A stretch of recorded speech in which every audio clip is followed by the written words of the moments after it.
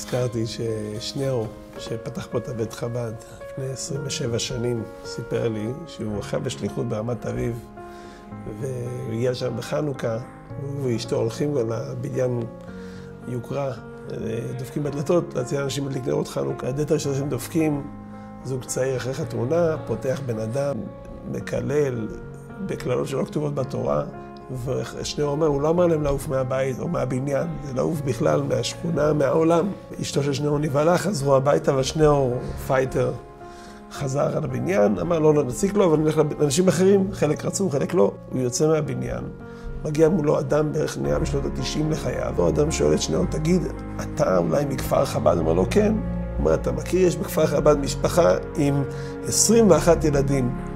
שניאור אומר, כן, אני מספר 15 במשפחה, משפחת שניאורסון. הוא אומר לו, היה לי פעם איזה סיבוך, והייתי צריך לשים את הילדה באיזשהו מקום, והמשפחה הזאת קלטו את הילדה שלי, למרות שיש להם משפחה מאוד גדולה. שניאור אומר, איפה הבת נמצאת? הוא מצביע על הבית של אותו אחד שגירש את שניאור. בקיצור, מסתבר שהם קרובי משפחה. והנקודה ששניאור לקח מזה לחיים, שלפעמים צריך לשים את האצבע במים ולראות שהם לא מים רותחים.